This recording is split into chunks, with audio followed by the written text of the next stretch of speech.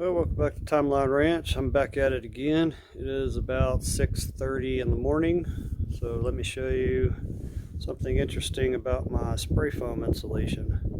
So outside it is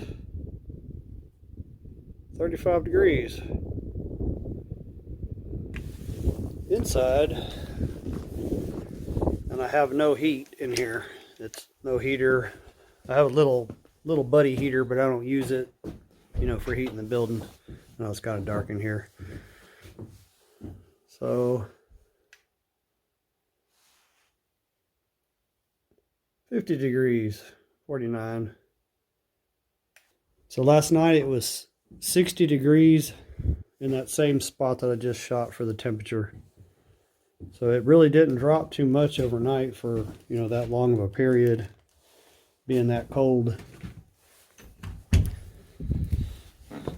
it's still not fully insulated. On top of that spray foam, I'm going to put fiberglass insulation. So, Vince, it's too cold to make a glue joint this morning. I was wanting to hook this pitcher pump up and finally get to see some water come out of it, but I can't make a glue joint when it's colder than 40 degrees Fahrenheit. So I'm going to have to come back to this little project when it warms up some. So what I'm going to work on this morning is machine work. Can't backfill around the well until I can, make my connections there the rest of the way.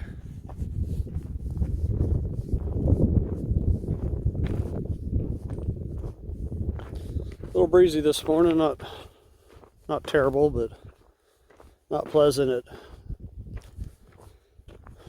in the 30s. So I'm gonna bring the machine down here and fix this little dike that I put in.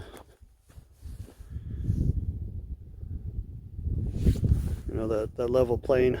I'm gonna go ahead and put it back. All this rock right here came from right there. When that water came rushing down, it took it out. While I'm over here, I'm going to go ahead and dress this side of the pond up. Cut it down to that level point that I've been carrying across there. I'm not going to go back too far, maybe 25 feet or so. And then pull all this topsoil that's right here along the edge of the creek and put it in that pile right there is topsoil as well. And then right there where the creek dumps out of the pond, where drains out of the pond, I'm going to put that little dike in there. Not real high, maybe 9-10 inches, so that it'll flood. It'll crest over the top of that level point there and saturate that ground real good, and that'll give me a lot more water across the surface of this pond. So that's what I'm going to be working on. Look on the other side of the little levee I made here, little dike. Yeah, those big giant rocks there, I'm going to pile them kind of in a circular shape, and then behind it build this rock up to the back of it. Maybe part of the problem that it failed was because at this point I had it at a little bit of an angle with the water coming through at that point. I don't know. I don't think it'll fail. If it does, I'll find some bigger rocks to put in here. I'll make it stop. Just takes a trial and error on that. Well, I guess that's about it for my rambling this morning. Got a tear. It's wind blow the tears out of your eyes and the smile off your face if you're out in it long enough. I'm going to build this up with rock all the way up to this height that I'm standing on right here. What that'll allow me is have a nice level road to come through with the dump trailer, because I'm going to, when I extend the pond this direction, that's a lot of material to haul out of there, and I need a nice easy way to get through here. So this will, from this point, I'll just transition. It'll be flat across, where the creek comes through, so it doesn't, make a channel where the water wants to carve the rock out. But it'll be flat there, and then I'm gonna slowly, bring it on up to meet the grade there. So this is the topsoil along the edge of the creek. It's about as good as it's going to get out here.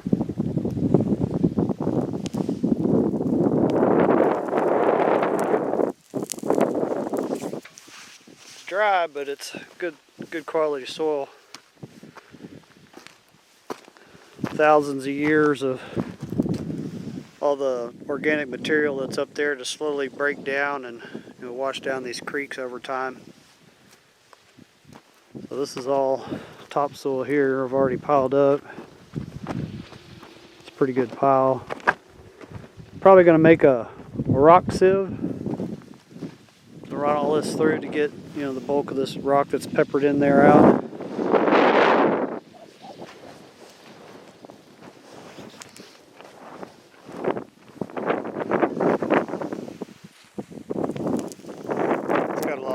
And stuff in it. It'll grow whatever you want out of it. Well, that wind's still a little cold this morning. To get back in the machine,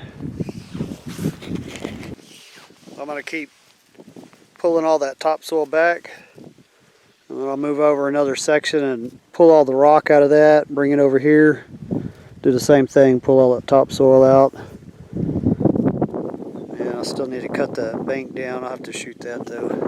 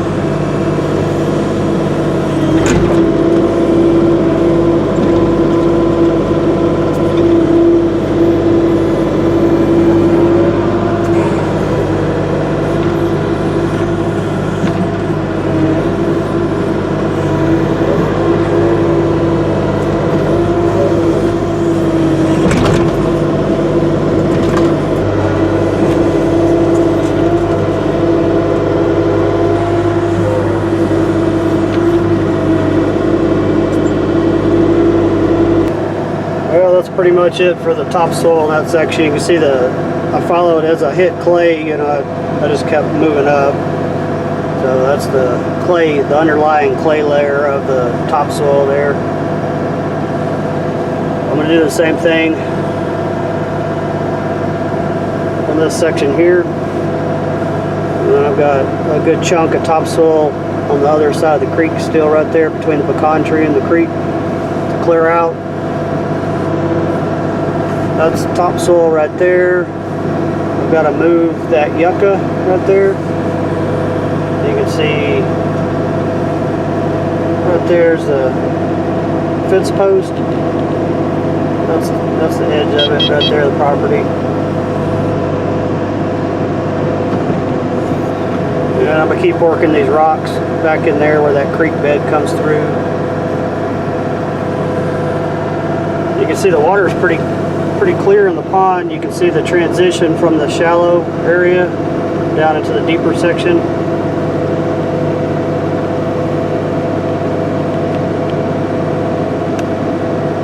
don't know if you can see it or not. Right there. There's a little defining line right there. Yeah, I think over time the water will clear out. Look pretty clean. And we'll get back to work.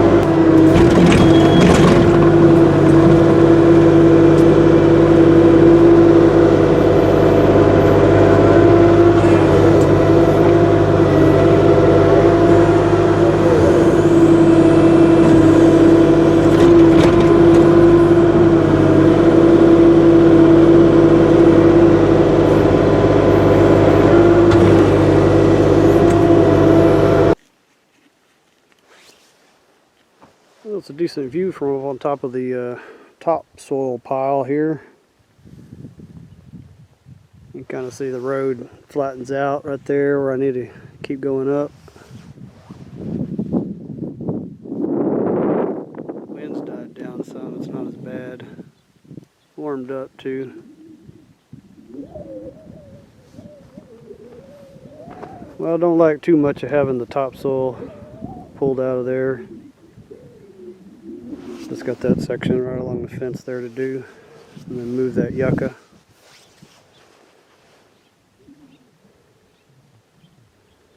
I got all this rock to deal with. That won't take too long though.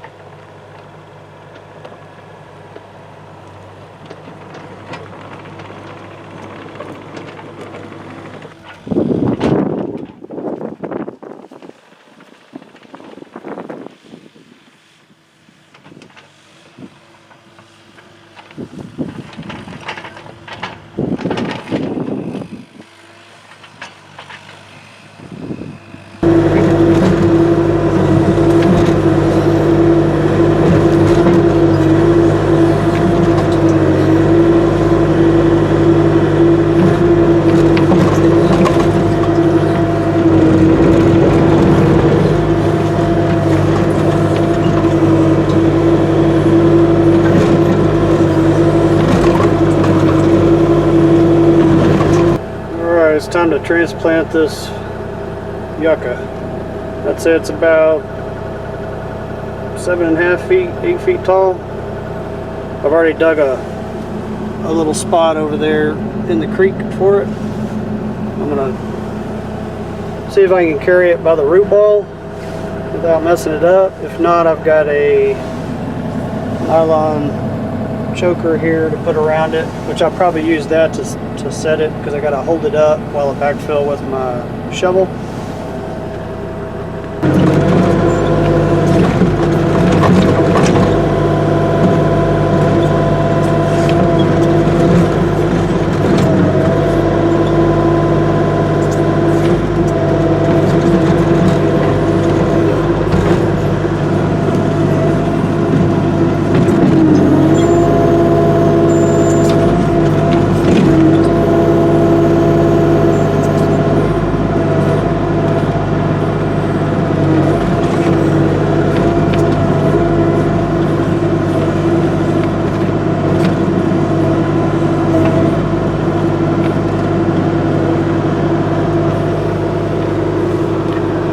Well, it came out easy, didn't it?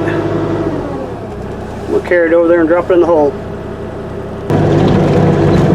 The rocks will walk out if you just keep driving straight. You can't turn. If you turn with the rock in it, you take a chance of popping the track off. We all know how hard that is to get back on there.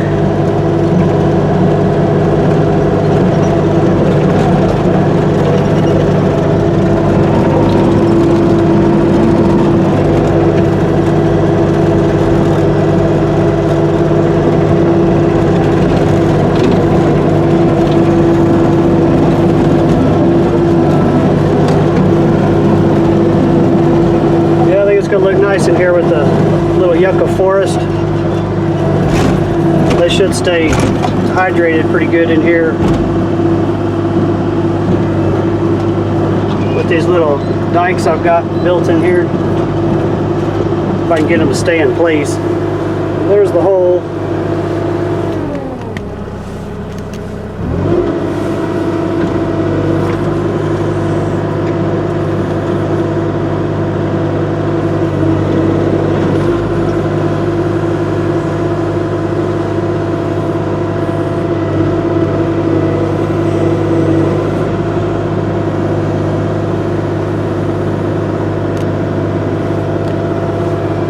Yeah, I bet that thing weighs 500 pounds, maybe 600 pounds. I'm gonna hook the choker to that ball that's on the bucket there and just hold it up with that and then use my shovel to backfill it.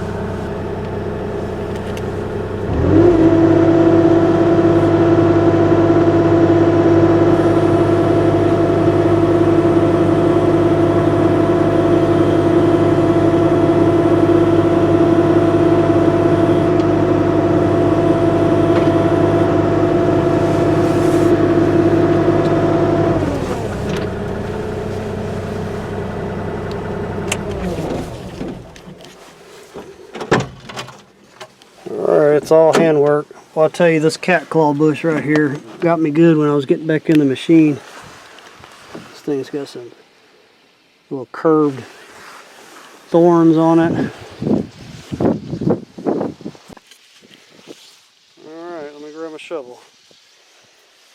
I'm going to just shove that in there with the shovel and enough to hold it up, and then take the machine and push all this back up in there.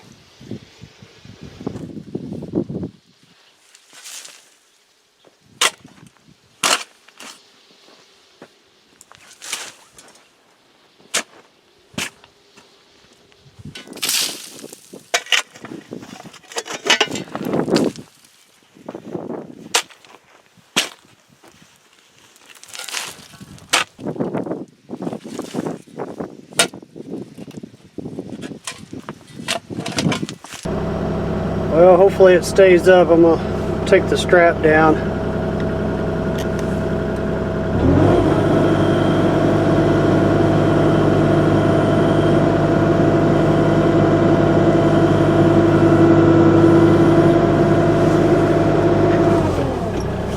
Looks like it's going to stay there.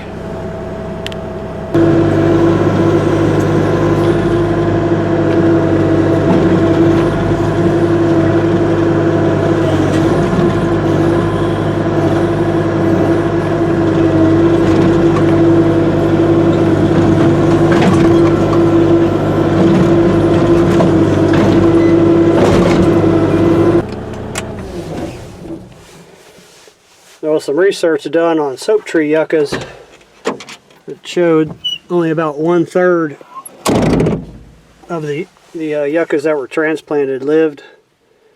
But I think I have better odds on these. These are Yucca faxoniana. That's the variety. That little one right there, I transplanted as well. That little bitty one on the other end that I transplanted, I guess it didn't have enough reserve life to make it through the dry spell. It died on me. But looks like it's doing all right. Well, let me do a little hand backfilling around the backside, and I think that'll be it for transplanting the yucca. Well, I'll talk to y'all later.